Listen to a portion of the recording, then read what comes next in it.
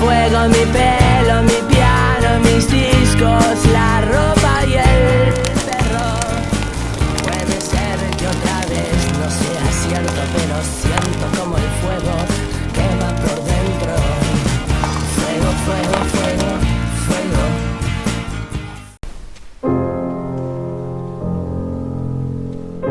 ¿Qué tal? Buenas noches, buenos días, buenas tardes. Volvemos con la Guerra Discreta, esta vez retomando la reseña ahora de un libro de cuentos. Nos referimos a un libro de cuentos ganador del premio de la Asociación Peruana Japonesa, llamado Los Sacrificios de la Carne, publicado por un joven narrador que seguramente tiene un futuro muy prometedor, llamado Yemi Tineo Mulatillo. Yemi Tineo Mulatillo, precisamente este libro, para mí, al menos en estos tiempos en que estoy volviendo a una lectura constante, para mí Yemi ha sido una agradable sorpresa. Me ha encantado mucho su libro. Justamente sobre este libro vamos a hacer una reseña, que es su primer libro, valga la anotación. Y pues se ha alcanzado tanto con un primer libro que será cuando llegue una madurez literaria. Empezaremos con esta pequeño, vamos a ver un poco el formato, es más que nada un ensayo sobre la obra de Yemi. Cuando uno lee a sus contemporáneos y descubre que la literatura goza de buena salud, pues se producen obras de gran calidad, por lo menos a mí, me entusiasma mucho. Me sucedió así cuando leí Los Sacrificios de la Carne del autor moyobambino Yemi Tineo Mulatillo, 1986. Sobre él se sabe que es licenciado en Lengua y Literatura, además de haber cursado la maestría en Escritura Creativa en la San Marcos. Martín Vargas Canchaya, poeta y crítico, comenta sobre el autor que él se inició en la poesía, pero que se fue declinando por la narrativa, apuesta que resultó muy acertada. El libro que en esta ocasión se analizará es Los Sacrificios de la Carne. Ha sido merecedor del premio José Watanabe Varas en el 2021, uno de los premios más prestigiosos en cuanto a rubro de narrativa corta, cuento, de nuestro medio literario, y que ha servido para reafirmar talentos como el de Pedro Llosa Vélez, Miguel Ildefonso o Augusto Higa, entre otros, o como en este caso, de presentar promesas literarias. Antes de continuar, quería hacer una pequeña acotación. El libro no solamente ha sido comentado por Martín Canchaya, sino que también ha sido mencionado, ha sido analizado por Ricardo González Vigil, Pedro Casusol o Alexis Iparraguirre, quienes también comentan, ¿no? Y han visto con mucha amabilidad, gratitud y admiración este buen primer libro. Retomo.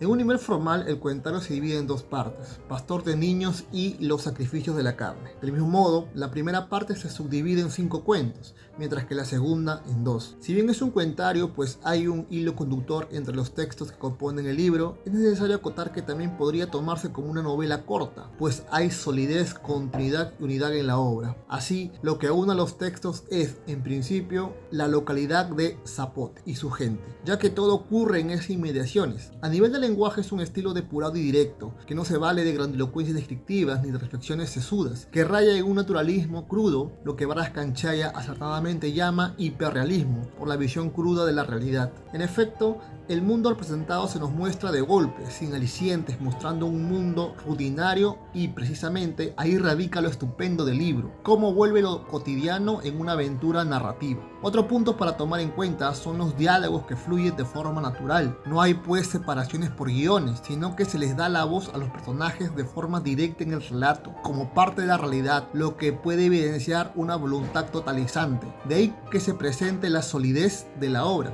Asimismo, la primera parte del libro, Pastor de Niños, tiene una continuidad entre relato y relato, tomando un personaje para que continúe en el siguiente texto, lo que otorga la hilación. Así, se enfatiza en los adolescentes, en su despertar a la sexualidad, sus juegos y la convivencia entre ellos. Pero cronológicamente, esta parte es posterior a Los Sacrificios de la Carne, donde más bien se nos cuenta la constitución del pueblo y se resuelven algunas interrogantes planteadas en la primera parte, como el hecho de que no haya adultos jóvenes en el pueblo. También hay un miedo que recorre todos los relatos, y es que, como elemento enigmático, se presenta a unos personajes que se denominan los pelones.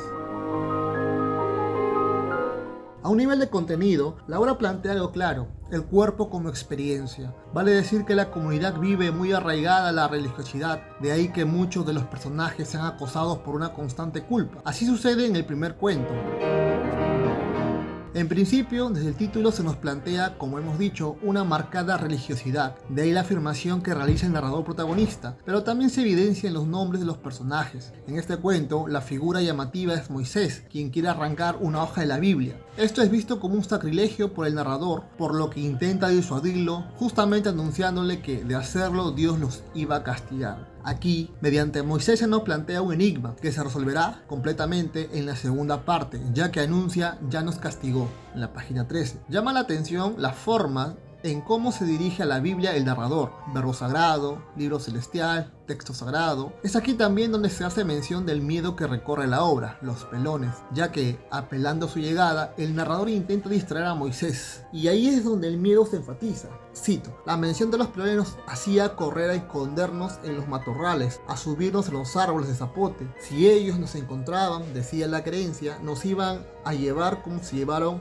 a nuestros padres y a todos los varones adultos menos de 70 años. Página 16. Al fin, Moisés logra destrozar la Biblia y se explica que esto se trata de un acto de rebeldía y venganza, pues las madres de los personajes han escapado del pueblo, pese a las súplicas a Dios. Y es ahí donde sucede la desgracia. Nos dice el narrador que acostumbraban a jugar con una escopeta a la guerrita, con la que disparaba a objetos y por error mata a su hermana menor, Génesis. Y es ahí donde el narrador anuncia: te dije que nos iba a castigar. Este cuento funciona como apertura del mundo representado. Se nos plantea la comunidad y los problemas que los personajes. Si bien Moisés se muestra como rebelde a esto, con el correr de la obra vemos que evoluciona en su forma de pensar. Entonces se nos crea toda la atmósfera que será lo que atraviesen los demás cuentos: miedo y religiosidad. Precisamente estos elementos se anuncian en el título del libro. La idea de sacrificio nos remite a un sacrificio primordial, el de Cristo, lo que potencia la idea de la religiosidad, mientras que la carne se asocia a algo más mundano, que sería, para el caso, el miedo que sienten los personajes, es decir, algo más sencillo.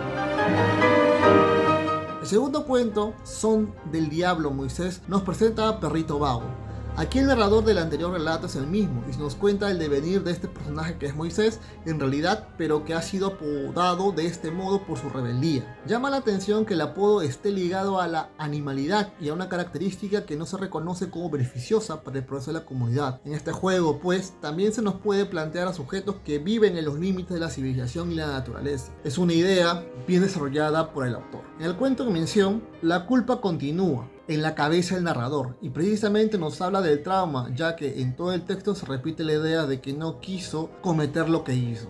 Aquí también se muestra el despertar la sexualidad de los personajes, ya que fisgonean a las llamadas Fey, nombradas así en alusión a una popular cantante mexicana de los años 90. Aquí podemos ver cómo elementos de la modernidad son asimilados por los personajes y visto, al menos por las mujeres, como aspiración. Sobre el miedo se ahonda más, ya que mientras espían a las chicas, estas dialogan. Cito: ¿qué harías si vienen a llevarnos los pelones? Solo se llevan a los hombres. ¿Qué harías si aparecen y quieren violarte? Me hago pichi, me hago caca, a ver si así les gusto más. Página 23. Así, a través de esta mención vemos cómo el cuerpo es visto como un posible escenario de profanación. Sobre la importancia del cuerpo se menciona en el relato, ya que se describe partes de este. Sin embargo, no es una visión idealizada, sino más bien realista, natural, ya que se le ve como en su dimensión humana, como objeto de contemplación, sí, pero siempre atendiendo a elementos que demuestran otras funciones naturales, como la defecación o la micción. Con esto se retira todo idealismo de un cuerpo sagrado. La escena final, cuando las chicas han terminado de hacer sus deposiciones, es brutal y llamativa. Se le cuestiona a David, el narrador, si le gusta alguna de las chicas a las que vieron. Al no haber respuesta, Moisés señala el excremento de la chica. Aquí está Raquel, cómetela, rico. Con un palo me arrojó las heces al rostro y huyó dejándome colgado de la rama. Mi primera reacción fue imaginar que las heces eran disparos. Yo no disparé, aullé por dentro. Página 24. Se ve pues en este fragmento cómo la culpa persiste y se sobrepone al deseo. Sin embargo, el hecho de lanzar los desperdicios, es decir, lo que el cuerpo rechaza, se entiende como una forma de apoderarse de lo que se puede tener. En otras palabras, a recibir lo que Raquel, la chica que le gusta a David, ha desechado de un acto natural, es una manera de acercarse a ella. Por eso nos dice el narrador que desde ese día la imagen del sexo de Raquel empezó a apoderarse de su mente. Si bien la escena final es escatológica, nos habla de la construcción del personaje, pues está evolucionando en cuanto a su personalidad, ya que deja la culpa por el deseo. Así se puede entender también como una superación del trauma. Los dos primeros cuentos se centran en personajes adolescentes, con los cuales se nos dan pistas de la conformación de la comunidad. Pero es con Pastor de Niños que se nos amplía la visión de este. El relato empieza con un diálogo. ¿Estás aburrido? Vamos a tirar piedras a la casa de Don Meco, página 25. Seguidamente se anuncian que hay cierto rencor hacia él. Aquí vemos una especie de compromiso de protección de los mayores, adolescentes, hacia los niños. El título alude al hecho de que, como un pastor de ovejas, Don Meco esté siempre rodeado de niños, pero se trata de un pedófilo, ya que obliga a los niños a sentarse en sus piernas y aprovecha esto para realizar tocamientos indebidos. Nos cuenta además el modus operandi de Don Meco, de la forma como se ganaba la confianza de los niños. Así, aprovechando que este está rodeado de niños, a los cuales engaña con juegos, los sienta en sus piernas y se entrega unos prismáticos para que se distraigan buscando algo entre la selva, mientras él los toca o se acerca de forma indecorosa. Es por ello por lo que Moisés y David deciden defender a los más pequeños, para que no pasen por lo que ellos pasaron. Así inicia una lluvia de piedras que hiere al anciano y a los niños, pero estos defienden a Don Meco y contraatacan. Cuando son enfrentados, los protagonistas solo les queda huir y David tiene un pensamiento, para que aprendamos, página 29. Esto es revelador, ya que sigue la culpa pero de otro modo. Como se ha dicho, Don Meco hacía tocamientos indebidos a los protagonistas, también al menos cuando fueron más niños, de lo que se deduce una profanación del cuerpo del uno mismo. Así hay dos dimensiones del cuerpo. Cuando es uno mismo es un cuerpo sagrado, mientras que si es del otro es más bien un cuerpo profano. Sobre esto es necesario aclarar que la idea del cuerpo sagrado de uno mismo está cimentada por la idea de religiosidad, de ahí el pensamiento intrusivo de David y su autorreproche, que es más bien un llamado a atención a una colectividad a la que pertenece, la de los niños tocados por Don Meco. Y esta también la idea del cuerpo profanado, que es objeto de contemplación, pero no del modo idealizado, sino en su dimensión natural, descarnada, sin idealismo, como se realizó con las chicas. Además, sobre este cuento se puede deducir algo más general, el descuido de la infancia por parte del adulto. Si bien se ha explicado dicha ausencia de las figuras protectoras, es llamativa cómo este rol lo asumen los chicos mayores, entre ellos. Por último, es llamativo que se le llame a Don Meco pastor, pues alude también a un cuestionamiento de la religiosidad. El hecho mismo de atacarlo es una forma de renunciar a un falso discurso religioso, pero que ha sido interiorizado al punto de llevar a la culpa. En Penitencia, la idea de culpabilidad está más presente. El cuento empieza con la descripción del cuerpo de Raquel, la chica que le gusta a David. Esta imagen se va imponiendo la culpa, ya que se nos dice que aún el recuerdo del homicidio involuntario está presente. Aparece también un distanciamiento entre la personalidad de Moisés, la rebeldía que despierta antipatía en los demás, y la de David, todavía pegada a la religiosidad, pues nos anuncia que aún va a la iglesia. Si bien la culpa de este es por la muerte de su hermana, aparece una nueva, el hecho de pensar de forma pecaminosa en Raquel, por lo que decide pedir perdón por ello. Así nos dice: a mitad de la ceremonia religiosa, las oraciones de arrepentimiento hacían que me sintiera culpable, página 32. Sin embargo, no puede resistir a sus impulsos sexuales y continúan con las andanzas. Por ello, opta por recibir un castigo corporal, ser impactado por frutos que eran lanzados por otros niños. No ponía resistencia ni se defendía. El impacto de las frutas en mi cuerpo era la penitencia que el lenguaje celestial me había revelado. A pesar de los moretones al día siguiente, yo los incitaba a seguir apedreándome. Todos los días las frutas flagelaban mi persona, página 34. De este fragmento vemos cómo el personaje de David ha asimilado e interiorizado la idea de culpa. Precisamente ofrece su cuerpo como escenario para la penitencia. Esto se relaciona con la religiosidad, pues Recordemos que este es un castigo que en la Biblia se suele utilizar con algunos pecados, pero hay que notar cómo esto se relaciona con el cuerpo. Se trata pues de lanzar objetos hacia una persona, por lo que no hay contacto del sujeto con el cuerpo de la víctima. Esto porque se entiende el cuerpo lapidado como un cuerpo contaminado por el pecado. Esta idea es la de David, ya que recordemos siente su cuerpo profanado, esencialmente por lo ocurrido con Don Meco. De ahí que también en el relato anterior se opte por este castigo hacia el pedófilo. En Los Pelones, la idea del miedo está presente de forma perenne, pero también se ahonda en el desarrollo psicosexual de los personajes. Así tenemos cómo continúan con el voyeurismo. Aquí también es necesario entender que la distancia que se remarca con la vista no toca el cuerpo del otro, el cuerpo mundano, el cuerpo a contemplar. La vista, así, marca una distancia que se engloba a la idea de sacralidad tomada de la religiosidad. Sin embargo, las chicas son aquellas que se deciden a explorar sus propios cuerpos entre ellas, es decir, una toca a la otra. Esta ruptura de la distancia remarca un pasaje. Ellas ya tienen más edad, están por terminar la adolescencia. Los otros, en cambio, todavía siguen con la contemplación. Por eso es que sus actos de acercamiento sexual solo se limitan a enseñar los genitales. Incluso cuando hay una confrontación de varones y mujeres, se reafirma esa idea. Ven nosotros a unos mocosos, página 40. Esta idea de diferencia se refuerza en la forma en cómo los chicos van construyendo su hombría, puesto que no se atreven a tocar a las chicas, sino al mero exhibicionismo. En cambio, ellas han pasado esa etapa. Así se relaciona los adolescentes con la religiosidad y la culpa que éste infunde, y a las chicas con una superación de estas. Por eso, el despertar sexual en ellos es más lento. Tienen la idea a tope, ya que todo se relaciona al cuerpo femenino, pero no se atreven a profanar el cuerpo del otro. Sin embargo, para que suceda ello, debe ocurrir un rito de paso, que consiste en que Moisés eyacule sobre los demás. Esta profanación del cuerpo del otro, en vez de alejarlos, los une. Así, al igual que las chicas han profanado el cuerpo de la otra, los chicos se colocan a su nivel.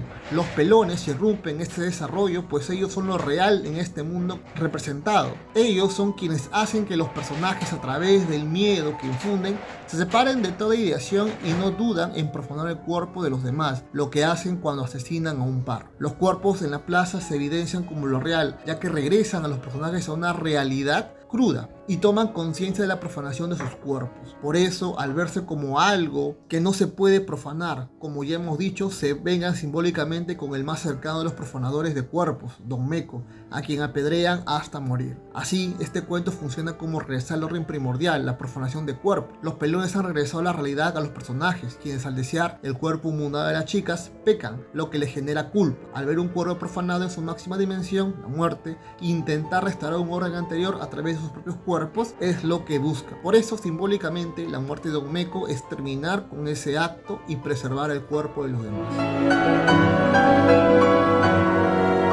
Como ya hemos adelantado, la segunda parte, los sacrificios de la carne, sucede temporalmente antes que la primera. Está compuesta por dos cuentos. El primero es Los sacrificios de Jesús, donde se narra la vida conyugal de Jesús y Sonia, padres de Moisés y David. Un elemento simbólico es el caballo blanco. Este se entiende como la representación de virilidad. Para enfatizar ello, hay que comprender que uno de los sacrificios de Jesús, como reza el título, es dejar la vida familiar y huir del poblado. Sumado a esto, consideramos el hecho de también desprenderse de sus pretensiones intelectuales. Sobre lo primero, el hecho de que al marcharse deje el caballo en el establo es una forma de entender cómo se desprende la virilidad, entendida como hombría, al no asumir su rol de padre, protector y proveedor. En este relato también se explica la ausencia de los adultos jóvenes, pues son llevados por los pelones. Jesús es el único de estos que queda, pues es salvado por su suegro al ser tildado de sordomudo. De esta forma empieza su castramiento, ya que simbólicamente al unirse a la fuerza física representada por los pelones, se le quita valía de hombre, pero también se le quita el poder de la comunicación, es sordomudo. Este proceso termina simbólicamente con el acto de defecar, pues para llevarlo a cabo no utiliza papel sanitario, sino que las hojas de su cuaderno, que era uno de los últimos elementos que lo ligaba a sus aspiraciones intelectuales. De este modo, al anunciar, usaré las hojas de mi cuaderno, página 73, se concreta el desprendimiento. Por eso, que da vacío de sentido propio, Jesús decide huir de la población, dejando sola a su familia. Todo ese relato, además de explicar la escasez escasez de hombres en el pueblo, enfatiza la idea del sacrificio personal. Así Jesús se desliga de ello, sacrifica a su familia para poder desarrollarse en otro lado, ya que, como se dice en el texto, no se siente parte del lugar. La religiosidad recorre el texto, por lo mismo la culpa. Cuando los pelones se llevan a los varones adultos, se apropian de los cuerpos ajenos. Por ello, al no poder concretar eso con Jesús, su cuerpo no es escenario para el sacrificio ni la culpa, sino que lo es a un nivel simbólico. Su cuerpo sigue incólume, pero no puede formar parte de una comunidad que intenta apropiarse de él. En las elegidas, la presencia de Jesús cobra un matiz opuesto a los pelones. Mientras estos se asocian al miedo, a él se asocia la esperanza. Quien más lo recuerda es Sonia, su mujer, quien ahora añora su regreso. Así se enfatiza en el desplazamiento de significados. Los pelones pasan a un segundo plano, mientras que la figura de Jesús atraviesa el relato, siendo parte de las fantasías de Sonia.